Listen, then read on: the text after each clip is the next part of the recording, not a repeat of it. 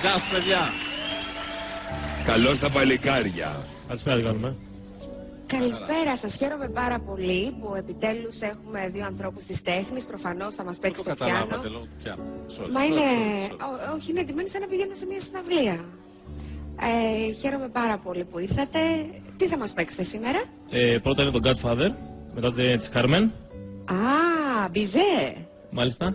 Και μετά έχουμε επιλέξει το... Τα παιδιά του Πειραιά. Τα παιδιά του Πειραιά. Μπράβο σας. Πολύ ωραία. Άρα, όπως καταλάβατε, εσείς οι ακαλλιέργητοι, θα ακούσουμε ένα κομμάτι ακάτρεμα, γιατί έχουμε ένα πιάνο, θα μας παίξουν δύο κύριοι, οπότε προφανώς θα ακούσουμε ακάτρεμα. Συγγνώμη, αλλά δεν ταιριάζει με αυτό που θα πω. Είδω γύφτο στη γενιά του και αναγάλιασε η καρδιά του. Σε βλέπω σήμερα ενθουσιασμένη. Τέλεια. Και πραγματικά ανυπομονώ να σας ακούσω. Εγώ περισσότερο από όλους. Ευχαριστούμε πάρα πολύ, να είστε καλά. Αρχίζουμε.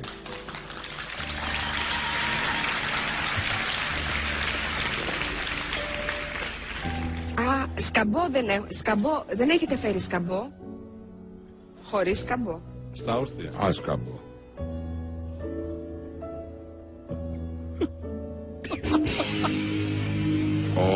Τι κάνατε?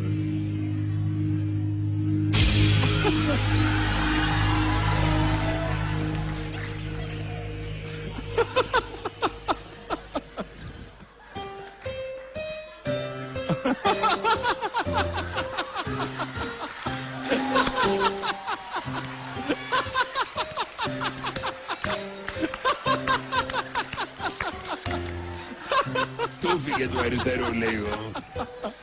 Τα χτύπησα.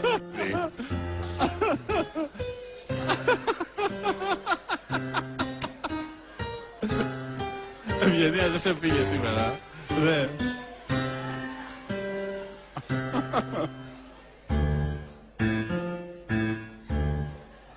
Γερακίνα.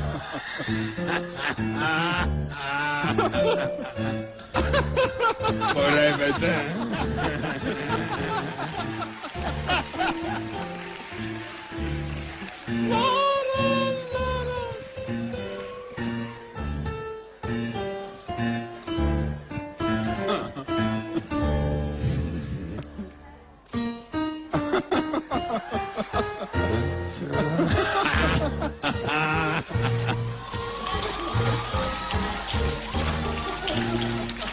Αν και το έχω ξαναδεί, έτσι στο YouTube, για να μην κοροϊδευόμαστε.